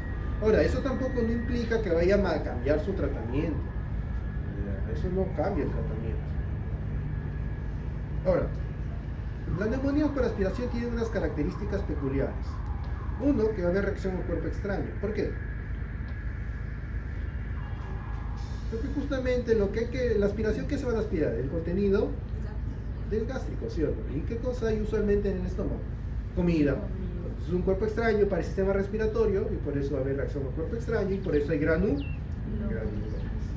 Pueden formarse abscesos y eso es un problema de la neumonía por aspiración, que suele formar abscesos. ¿Ya? Y obviamente los restos alimentarios y que ya les mencioné por qué. Entonces, acá es lo que tenemos, una neumonía aspirativa. Si ustedes se dan cuenta, ven que hay un intenso infiltrado inflamatorio, pero que llama la atención, que vamos a ver a mayor aumento. ¿Qué es esto?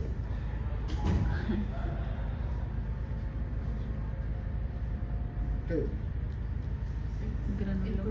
Es comida, es alimento, estos son vegetales. ¿Ya? Lo que están mirando acá es la vía aérea, y obviamente la vía aérea es donde se va a obstruir, y eso es lo que están mirando, son vegetales, lo que ha comido. Y acá miro incluso cómo, ¿qué es esto? Una célula gigante multinuclear, que está tratando de comer el vegetal, que no lo va a poder, o al menos va a demorar a hacerlo.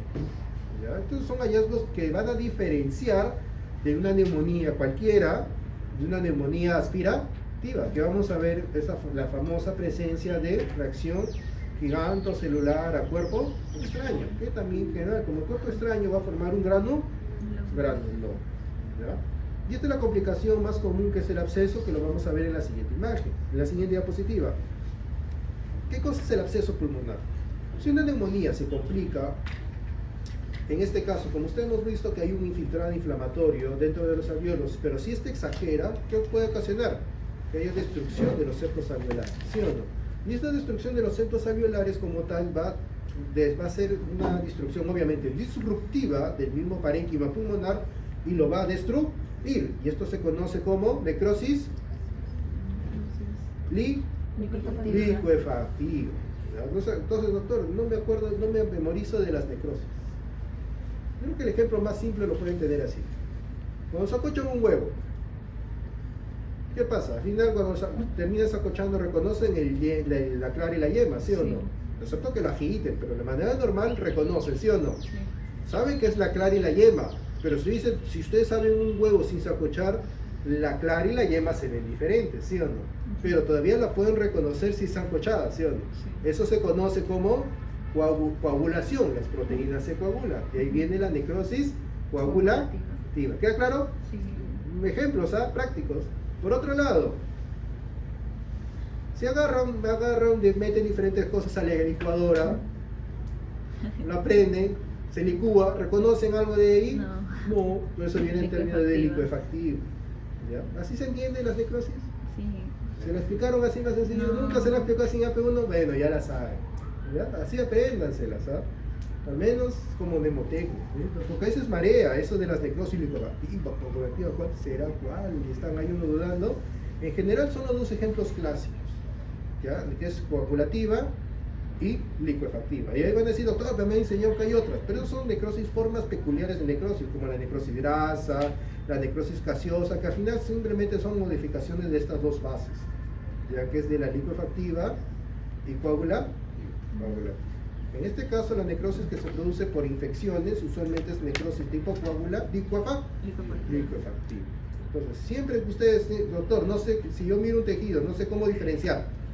Si ustedes ven el órgano, ustedes ven la lámina y todavía más o menos tienen pistas de poder reconocer el órgano, o sea, ven fantasmas de células, lo que están mirando es necrosis coagulativa. Y en cambio, si ustedes miran, ven puros neutrófilos y no ven nada, no reconocen nada así literal, licuefactiva. Así es. ¿Verdad? Donde el único lugar se tiene que aprender de memoria es el sistema nervioso. Que la necrosis que se produce en el sistema nervioso siempre es licuefactiva. ¿Por qué? No se sabe. Siempre el sistema nervioso siempre es necrosis de tipo licuefactiva. No se olviden. ¿No? Entonces, el mecanismo más común de absceso pulmonar, ¿cuál es? La aspiración. ¿Ya? ¿Cuál es el germen usualmente? Si tuviéramos que escoger en absceso pulmonar, el germen usualmente afectado, más encontrado, estafilococo. ¿Por qué? O como el estafilococo aureus. ¿Dónde se encuentra el estafilococo aureus? Es un germen saprofita, ¿de dónde? ¿De dónde? ¿Dónde encontrarían ustedes estafilococo aureus en una persona? De manera normal, ¿ah? No, ahora no se van a asustar y después se van a meter ahí, se van a tratar, pero ¿qué se daba al estafilococo? Vancomicina, ahí está. Se van a meter banco. ¿Ah? ¿Dónde está esa estafilococo aureus?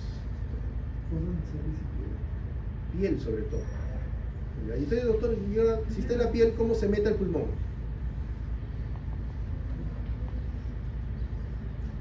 ¿Qué? ¿Se aspira la piel?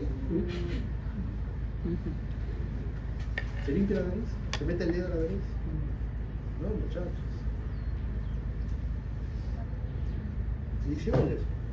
Usualmente los pacientes generalmente las personas que son adictas a drogas, sobre todo las endovenosas, usualmente no hacen una asepsia adecuada y así permiten el ingreso del estafilococo al cuerpo.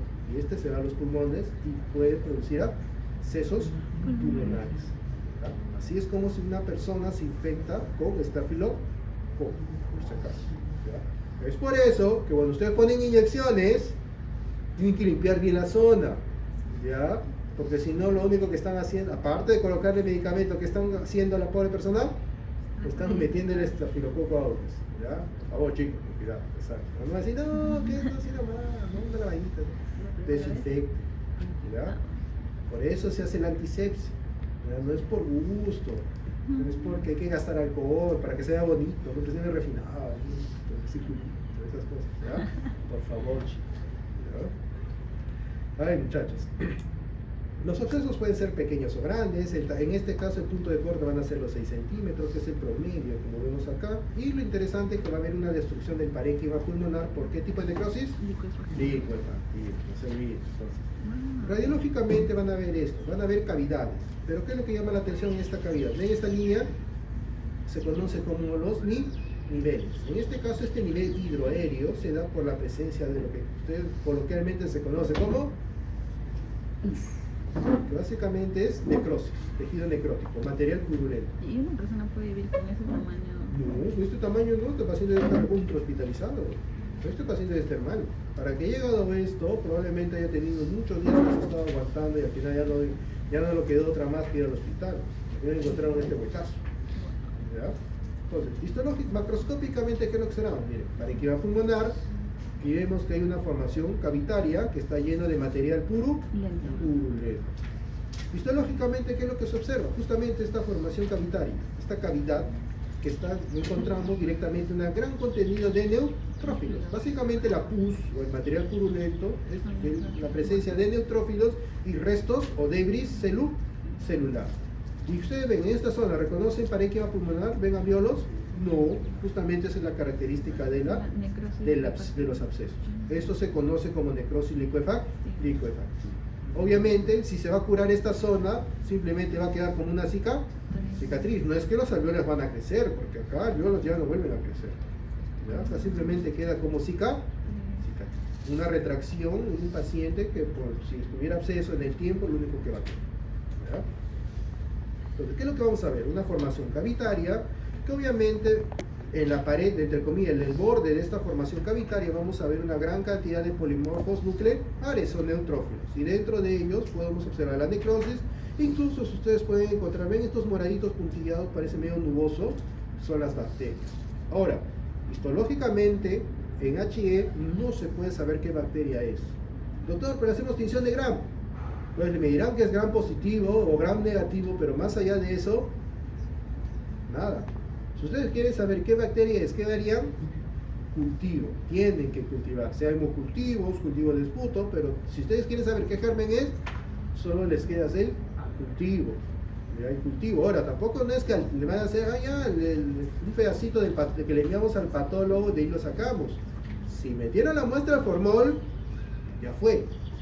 Tienen que hacer la muestra en fresco. O sea, antes de meter el frasquito con formol, que para enviárselo al patólogo, sale un poquito y lo envían a microbiología para que vaya cultivando, por si acaso. ¿Ya? Hoy vamos a hablar de las neumonías crónicas de manera rápida, porque se supone que se van a exponer, y vamos a hablar de la tuberculosis pulmonar. Como ustedes saben, hay primaria y secundaria. No me voy a centrar en esto, entre la diferencia entre el foco de Gone, complejo de Gone y complejo de Ranke, que se supone que me lo deberán decir en la exposición. No voy a hablar de esto, pero sí me voy a centrar en la parte histológica, porque creo que esa es esta parte donde ustedes de repente los van a torturar mañana y creo que van a tener su primera práctica, cosas así. Incluso mañana, su primera clase práctica. Por si acaso, pregunten chicos cómo van a hacer con la práctica de la semana pasada. ¿Ya? No se olviden, porque les deben una nota de la semana que viene. Pero bueno, sigamos. El hallazgo característico de la tuberculosis, no importa en qué sea primaria o secundaria, va a ser el granuloma tuberculoso o granuloma gaseoso, como lo quieran decir. ¿Ya? ¿Qué es lo que deben saber? El granuloma gaseoso, tuberculoso, van a tener varias partes. En el centro, ¿qué vamos a encontrar? La necrosis gaseosa. Sobre esta, ¿qué va a haber? Los macrófagos epitelioides. Entre ellos puede haber esta célula que se conoce como la célula gigante multinucleada de Langerhans o tipo Langerhans. No me vayan a decir Langerhans, ahí sí cero. Célula de Langerhans es otra cosa. Ya, es otra cosa, si acaso. ¿Ya? Tipo o de Langerhans. Y después de esto, ¿qué va a haber? Una corona de linfocitos, que a veces sobre esta podemos encontrar una capa de fibrosis. ¿Ya? Yo me voy a centrar, supone que deben saber las diferencias entre la primaria y la secundaria, aparte de la clínica, incluso la presentación. Si yo le digo paciente niño con afectación de lóbulos inferiores, suele ser primaria, la secundaria suele afectar lóbulos superiores. No se olviden, las primarias son inferiores, las secundarias primarias inferiores y secundarias superiores. ¿Ya? La secundaria es la que suele cavitarse, ya la primaria no tanto. ¿ya? No es la primera opción. Las secundarias son las que se suelen cavitar. Entonces, nuevamente, en el centro, ¿qué hay? La necrosis gaseosa. Sobre esto van a estar los macrófagos Macrófagos o epitelioides. epitelioides. Entre ellos va a haber esta célula, Las es la células célula gigante gigantes multinucleada, multinucleadas, tipo lanjas. la. Sobre esto, la corona de linfocitos y más allá, esa capa de fibrosis. ¿Ya? Esa capa de fibrosis. Que a veces la fibrosis, como ustedes ven, puede estar incluso antes de la corona de linfocitos. ¿Ya? Pero recuerden, chicos, esta es la descripción histológica clásica. De repente, cuando ustedes vean las láminas o cuando les expongan en su práctica, van a ver que a veces los granulomas no tienen todas estas capas. ¿Ya? Porque al fin y al cabo esto va a depender, uno, del corte, y dos, también este es su proceso dinámico. ¿Ya? Porque pueden ver, por ejemplo, granulomas recientes que está empezando el granuloma. ¿Van a ver la necrosis? No. Solo van a ver básicamente las células epitelioides y la corona de linfocitos. Nada más. Y con suerte pueden ver una célula gigante multinuclear. Si ustedes ven un granuloma antiguo, ¿qué van a ver? Pura fibrosis. Mira que son las células gigantes. Y doctor, los macrófagos, nada. Y la corona, bueno, si por ahí uno que otro linfocito, ahí dando vueltas, ahí que, bueno, será lo que sería, lo que fue la corona del linfocito. Por si acaso, pueden pasar esos dos procesos extremos. ¿Ya? Otra cosa que deben tener en cuenta, muchachos, para que se formen granulomas, ¿qué es importante? Que la inmunidad de la persona esté conservada. Si hay alteración de la inmunidad, no hay granuloma. ¿Por qué? ¿Qué es importante para la formación de granuloma? ¿Qué célula debe estar presente? El linfocito TCD4. El linfocito T, CD4. CD4. Muy bien, está bien, chicos, excelente. Sí me gusta, sí me gusta. Eso sí está interesante. ¿Ya? No se olviden, ¿ah? Solo esa pregunta. Puede ser pregunta de examen, ¿ah? ¿Ya? Entonces no se olviden. Ahora, otra cosa que deben tener en cuenta, chicos, que los granulomas tampoco deben pensar que solo son bolitas. ¿Ya? O sea, todos los esquemas que ustedes están mirando son esferitas, bolitas o ovaladitos, como le queramos decir a estas figuras, ¿ya? Porque puede haber otras formas. Pero lo clásico, ¿qué cosa es? La necrosis central, la presencia de células macrófagos epitelioides, puede haber una que otra célula gigante multinucleada y por fuera la corona de linfocitos. Sí. Ahora, este es el granuloma tuberculoso, pero no se olviden que no, los granulomas solo son en tuberculosis. No. ¿En qué otros eventos puede haber granuloma? En la neumonía hemos visto. ¿Cómo? En la neumonía hemos visto. Cuerpos extraños en general. ¿Y en un cuerpo extraño cuál es el granuloma? ¿Cuáles son los componentes de un granuloma secas? Las células epitelioides y la corona de linfocitos. Como ustedes se dan cuenta, el granuloma base, ¿qué cosa es? Células epitelioides y la corona de linfocitos. Para que sea tuberculoso, en teoría, ¿qué deberían agregarle? La necrosis. La necrosis fibrinoide. Lo que en las células gigantes es que en el granuloma normal también hay células gigantes, pero en este caso sería, por ejemplo, cuerpo extraño, solo que acá se llamarían de células de tipo Langhans. Ahora, otra cosa que hay que tener en cuenta, las células multinucleares de tipo Langhans son patognomónicas de granuloma tuberculoso. No. ¿Ya? Tampoco es necesario encontrarlas y el hecho de observarlas tampoco, tuberculosis, sí, tuberculosis, no, porque al fin y al cabo es una forma curiosa que adoptan los núcleos, pero hay que tener en cuenta, ¿saben por qué se forman los núcleos así? En esa forma característica que ustedes saben, los núcleos en la periferia en forma de herradura. ¿Saben por qué? Como una manera de protección. O sea, los núcleos protegen a la célula. ¿Dónde está el ADN todavía? Primero tienen dos puntos de vista. Primero que lo encierran y luego que el Mycobacterium va de dentro hacia afuera comiendo los que se utilizan como cosa para su beneficio propio. ¿Y eso que tiene que ver con la forma de la célula? De los núcleos de la célula. No, sí, pero ¿por qué los núcleos de las células gigantes multinucleares tienen esa disposición a la periferia? Porque seguro les han dicho que tienen esta forma de herradura, ¿sí o no? Ajá, los núcleos dispuestos en la periferia de la célula en forma de herradura, ¿sí o no? ¿Les han dicho? ¿Se han leído, sí o no? Sí. ¿Pero por qué? Ya, entonces lo que han revisado en tuberculosis, como ustedes saben, ¿qué pasa con la célula, con el macrófago? ¿Puede terminar de digerir a la bacteria, a la micobacteria? No. esta se termina acumulando dentro del citoplasma, ¿sí o no? Muchas de estas células se juntan para justamente formar una enorme célula y tratar de digerirla. Los macrófagos, mejor disculpen, las bacterias, para que puedan ser digeridas, ¿dónde se digiere? El lisosoma. Estos lisosomas se terminan acumulando en el centro de la célula y como comienzan a proliferar la micobacteria, estos terminan rechazando los núcleos hacia la periferia. Es por eso que adquiere la disposición de los núcleos tienen esta forma curiosa, de forma de herradura. Pues no se olviden, ese es el motivo por que se observan células gigantes y se le da ese nombre de tipo Langerhans. No, nuevamente, no se confunda con Langerhans, ¿ya? Jalausa, esto es lo que les quería decir. Miren, chicos, no todos los granulomas tienen que ser redonditos. ¿Ya? Miren, ¿esto es redondo? No es redondo. Entonces no se olviden, los granulomas pueden tener formas variopintas. La forma más común es la redondita, sí, pero como lo ven, todo esto es un granuloma.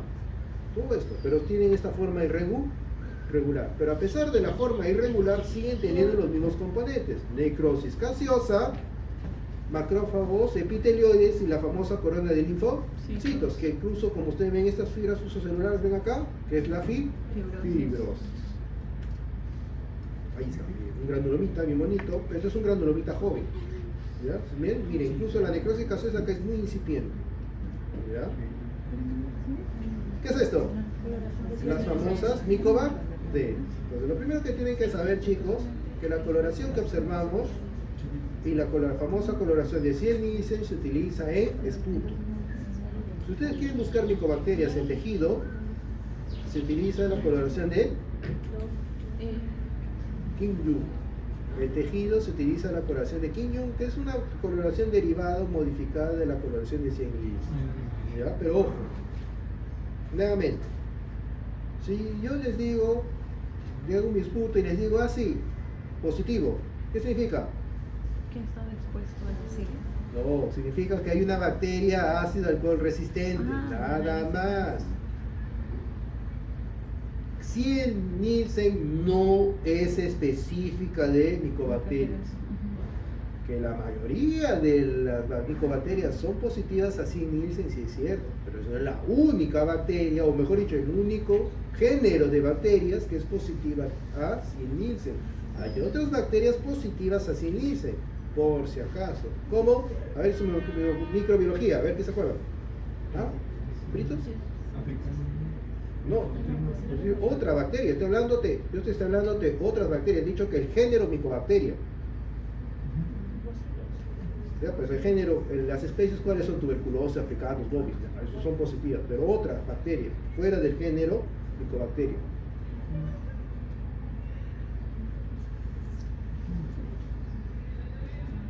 Supongo que saben que no es género especie, ¿no? El nombre es del científico de las cosas vivas, ya. Nocardia es positiva a 100 Nielsen, por ejemplo, ¿ya? Pero también es Paz positiva, cosa que no pasa con micobacterias. ¿Ya? Hay un montón, ¿ya ves? Pero obviamente, entonces es interesante que sepan que simplemente el 100 Nielsen le dice que es una bacteria ácido alcohol resistente, nada más. No es sinónimo de tuberculosis, porque obviamente en Perú, pues lo más probable es que sea tuberculosis, y además la clínica usualmente no es que a cualquiera esputo a todo el mundo, ¿no? Nadie hace eso, ¿no? Si no, el esputo se hacen personas que tienen la clínica característica, ¿qué cuál es? Todos con expectoración por más de 15 días. Neoplasias malignas. Como ustedes saben, el cáncer de pulmón es una neoplasia que es relativamente común en el mundo. Es la primera causa de muerte. No es la más común, pero es la primera causa de muerte por cáncer en el mundo. Como ya les dije, ya hemos visto el tabaquismo, aparte de producir el tabaquismo, un montón de enfermedades que hemos visto, aparte de que agregar el cáncer de pulmón. ¿Cuánto peligroso? Hasta 60 veces. Las mujeres suelen ser más afectadas que los varones, y hay que tener en cuenta, de los fumadores, el 10 al 15% desarrolla neoplasia.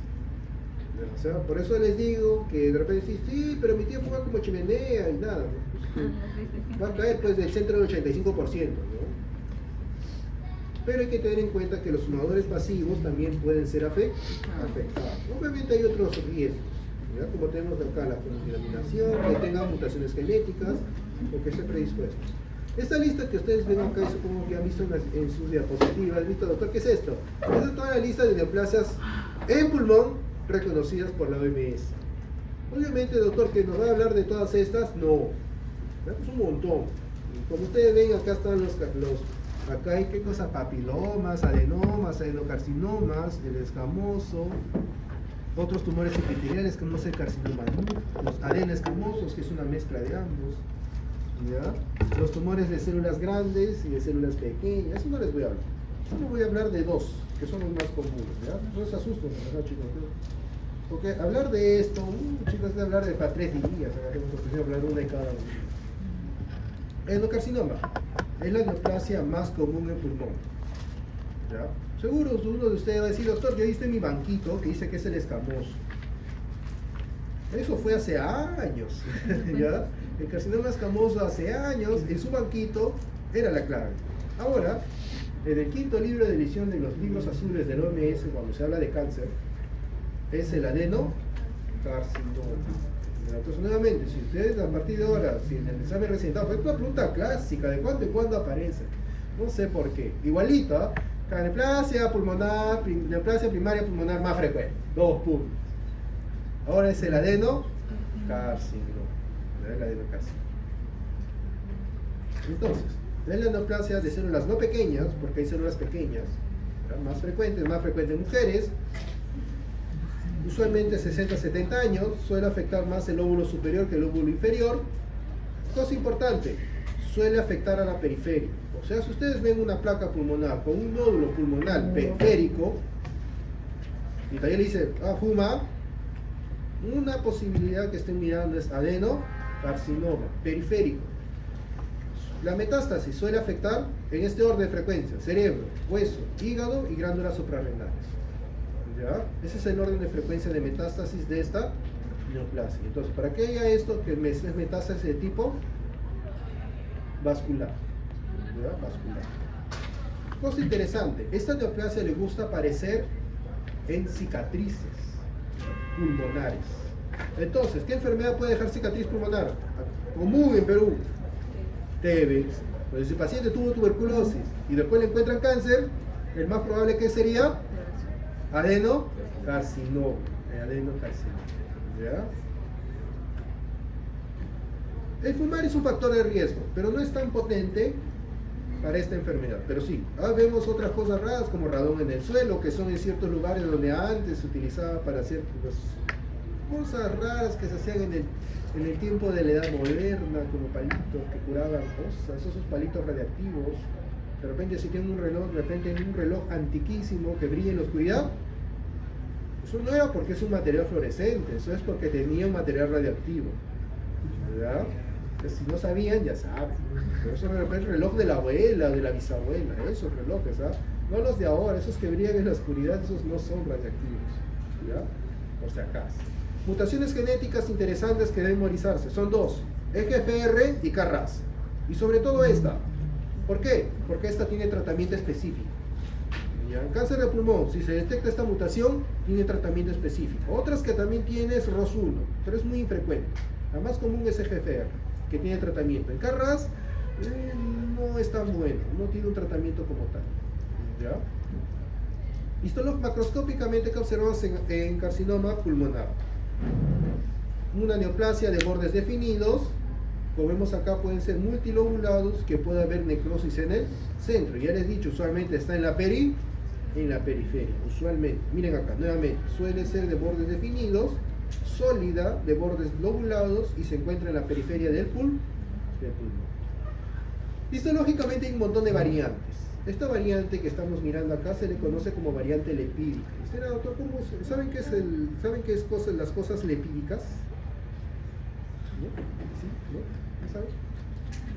Lepídico o lepidus es la raíz griega para mariposa. ¿Mm? Ya, pero ¿eso qué tiene que ver acá con las mariposas? ¿Forma? ¿Tiene forma de mariposa? Ya se me acaba de llorar. Ya. Bien chicos, acá sí vamos a utilizar nuevamente la imaginación. ¿Ya? No me digan, doctor, ¿por qué esos nombres? Yo no pongo nombres. ¿Ya? Y quizás yo le hubiera puesto otro nombre, pero también no se me ocurre qué. Pero acá bien, ¿han visto algún documental de repente animales o fotos? Sí. ¿Qué ejemplos de qué cosa? ¿Ustedes han visto una superficie cuando se ponen las mariposas?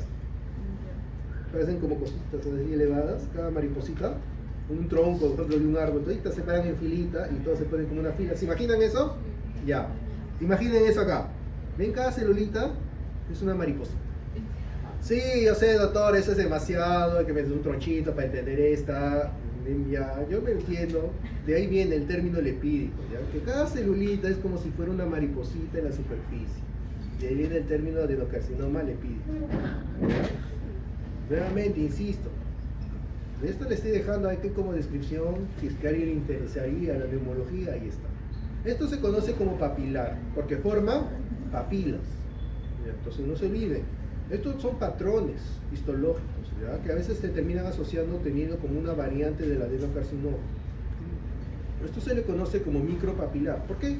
Porque como ustedes ven, se tratan de buscar el centro que observamos acá. Ven acá este centro fibroso, a diferencia de este que no hay.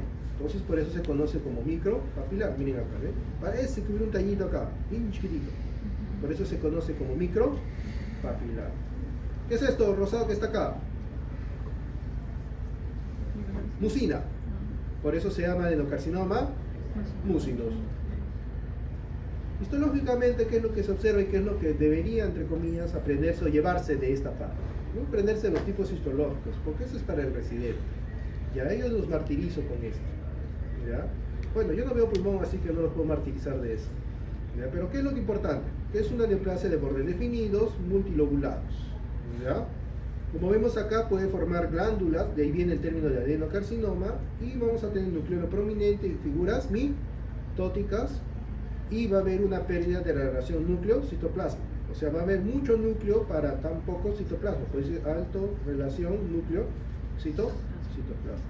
Y este es el antiguo que era escamoso. Y eso es importante reconocer, porque su principal factor de riesgo de este sí es el tabaquismo. De este sí o sí es el tabaquismo. Es un principal factor de riesgo. ¿Ya? Para que se abra el carcinoma escamoso, tiene que desarrollarse en epitelio escamoso. Y hay epitelio escamoso en la vía aérea. Bueno, inferior obviamente, no en la superior. No, sí o no. Entonces, ¿para qué? Entonces, ¿cómo se desarrolla el carcinoma escamoso? No hay. ¿Tiene que haber qué cosa? Una metaplasia escamosa. ¿Y quién induce la metaplasia escamosa? Tabaquismo. Exacto. Entonces, no se olviden, el carcinoma escamoso, el pulmón, se origina de una metaplasia escamosa. Entonces, ¿ven el cáncer? Ah, esos ojos de patólogo, nada. Ahí está, miren, chiquitito está. Esta cosita ahí, globulitos chiquititos, ese es el carcinoma escamoso. ¿Ya? Entonces, casos deben aprenderse de carcinoma escamoso. 1. Asociación fuerte a tabaquismo. Entonces, si fuma, obviamente, ¿qué va a ser? ¿Qué lugar va a ser afectado? Sobre todo las vías aéreas como tal. Por eso, el carcinoma escamoso suele ser central. Carcinoma escamoso suele ser central, a diferencia del adenocarcinoma que suele ser periférico. ¿Ya? Entonces no se olviden esa importante diferencia que hay entre ambos. Entonces ustedes le dicen tumor a nivel de ilio pulmonar, obstruye vía aérea, y fuma, todavía le dicen, probablemente sea un carcinoma escamoso. ¿Ya? Ahora, ¿qué es lo que se observa? Nidos escamosos, nidos escamoides. Nada más, nidos escamoides. Puede haber figuras mitóticas, puede haber queratinización como tenemos acá en este caso. ¿Ve? Y esta parte de pleura, chicos, ya no lo voy a dictar. Ya se salga de esto y no va a venir y se salga. Así que no es